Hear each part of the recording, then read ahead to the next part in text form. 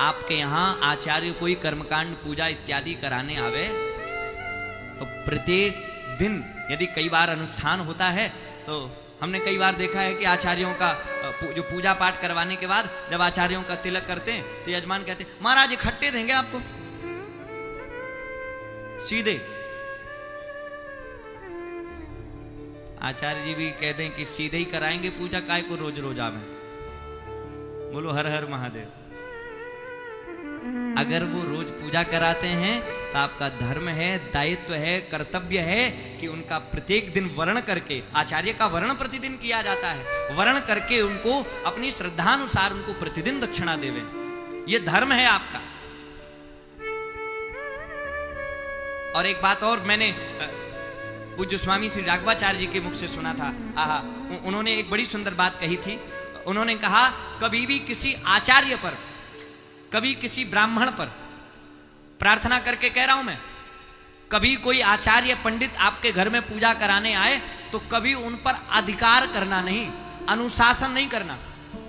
पंडित जी आवे तो आप कई बार, अरे पंडित जी आप इतनी देर में आए, आपको टाइम का ध्यान नहीं और हमें ऑफिस जाना। मैं प्रार्थना करके कहता हूं कभी हो सकता है किसी और की पूजा कराने में आचार्य जी व्यस्त हों, शायद थोड़ी सी देर हो जाए।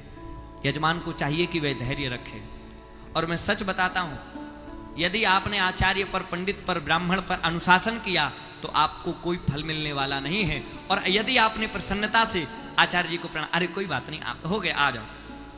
आचार्य जी ने प्रसन्नता से जो भी पूजा आपकी करा दी, जितनी भी करा दी, जरूरी नहीं कि 5 घंटे बैठकर आचार्य ने पूजा कराई और आपके स्वभाव से आचार्य का मन खिन्न रहा तो आपको कोई फल मिलने वाला नहीं है। और यदि प्रसन्नता से उसने आधे घंटे में गणेश जी की पूजा करा दी, शंकर भगवान की पूजा करवा दी, उतने में ही आपको वो 5 घंटे की पूजा में जो फल नहीं मिला वो आधे घंटे की पूजा में फल मिल जाएगा। एक बार प्रेम से कहो हर हर। हमने पंडित जी लोगों को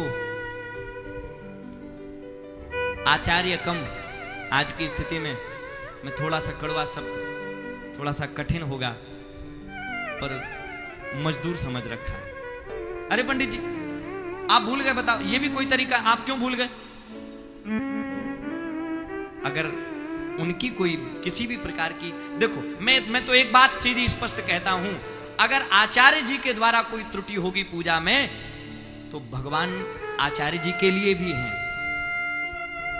और यदि आप आचार्य की त्रुटि पर उनको डांटेंगे या कुछ कहेंगे तो इसमें आपको भी निश्चित रूप से दोष लगेगा, आपको आपकी पूजा का फल नहीं मिलेगा।